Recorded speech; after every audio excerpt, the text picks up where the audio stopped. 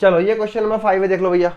Question number 5, इस type का question हम लोग अपने लेक्चर में करा चुके हैं, है ना। क्या कह रहे हैं देखो, check whether 6 to the power n can end with the digit 0 for any natural number n।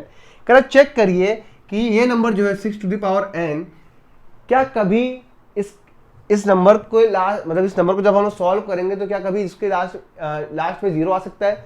Solve करेंगे मतलब सर क्या कह रहे हैं आप, तो क्या कह रहे हैं for any natural number n। ये जो स्मॉल है ना, ये नेचुरल नंबर है। नेचुरल नंबर मतलब 6 का पावर 1 कर दो, और नेचुरल नंबर क्या होता है 6 का पावर 2, और नेचुरल नंबर कर दो 6 का पावर 3, और नेचुरल नंबर करो 6 का पावर 4, 6 का पावर 5, ऐसे चलता रहेगा।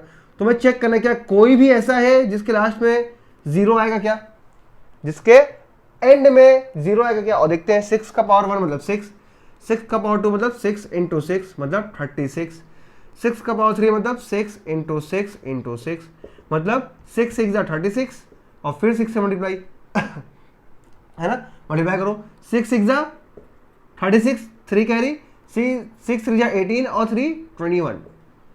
देखा, चलो 6 का पावर 4 क्या होगा 6 इंटू 6 इंटू 6 इंटू 6, है ना। आओ करते हैं 6 6 36, फिर 6 इंटू 6, फिर 36 6 देखो ऊपर किया हम लोगों ने 216, फिर इसमें 6 का मल्टीप्लाई, है ना। अच्छा गौर से देखो, तुम कोई आगे बढ़ते रहोगे। देखो पहला वाला जो था 6 का पावर n वो लास्ट में क्या है 6, दूसरा वाला जो था 6 का पावर 2 उसमें भी लास्ट में क्या है 6, तीसरा वाला जो था 6 का पावर 3 उसमें भी लास्ट में क्या है 6।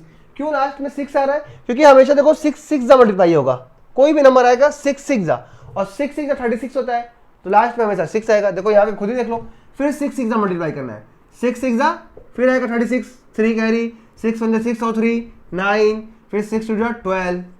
ठीक, अब 6 का पावर जब 5 करोगे तो ये क्या होगा 6 इंटू 6 इंटू 6 इंटू 6 इंटू 6, और 6 का पावर 4 तुम लोग ऊपर कर चुके हैं, 1 2 9 6, इसमें फिर 6 का मल्टीप्लाई करोगे, फिर देखो लास्ट में 6 6 आएगा, फिर लास्ट में 6 आएगा। तो मतलब कुछ भी करो तुम, नेचुरल नंबर कोई भी डालोगे लास्ट में हमेशा 6 ही आएगा, कभी 0 नहीं आएगा। तो चेक करने के लिए बोला था, हमें तो आंसर मिल गया, लेकिन एग्जाम में तुम ऐसे नहीं करना है। एग्जाम में कैसे करना है, देखो मैंने लेक्चर में बताया था तुम्हें कि अगर किसी भी नंबर को 0 से एंड होना है तो उसका एक कम से कम एटलीस्ट एक फैक्टर 5 होना चाहिए। जैसे एग्जांपल देखो, कोई 0 वाला नंबर बोलो, हाँ सर 10, 10 का फैक्टर बोलो कौन कौन है, 2 2 है, 2 इंटू 5, देख रहे हैं इसका फैक्टर क्या है, इसका है फैक्टर एक 2 है और एक 1 है, एक 2 है एक 5 है, और एक खुद 10 है। देखो 5 इसका फैक्टर है कि नहीं। 50 का बोलो सर, 50 का बोलो, 50 का फैक्टर भी जब करोगे उसमें भी 5 आएगा, इसका फैक्टर 1 है, इसका फैक्टर 2 है, इसका फैक्टर हाँ सर 5 है। समझ में आया। 100 मान लो, 100 100 देखो क्या होगा, तो ये भी क्या होगा बताओ, इसको लिख दो ऐसे 5 इंटू 20, 5 इंटू 20 देखो 5 आया कि नहीं इसमें भी। मतलब कि दुनिया में जितने भी नंबर है जो 0 से एंड करते हैं वो कहीं ना कहीं 5 से मल्टीप्लाई करके ही बनते हैं। मतलब ये बोल सकते हो कि उसमें 5 एक फैक्टर होता ही होता है, 5 उनका फैक्टर होता ही होता है। ठीक है, अगर 5 किसी नंबर का फैक्टर नहीं है तो उसमें 0 नहीं आ सकता, कम से कम एक 5 तो होना ही चाहिए 0 आने के लिए। ठीक है, ये मैंने लेक्चर में भी बताया था। अब आज उसको लिखेंगे कैसे, देखो देखते हैं।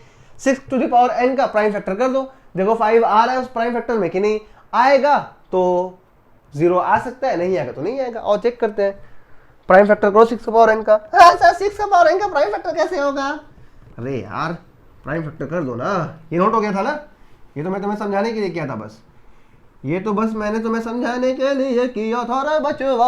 आओ प्राइम फैक्टराइजेशन करो 6 का पावर 2n का, देखो आओ 6 वी हैव, हम लोग के पास क्या है बताओ 6 टू द पावर n।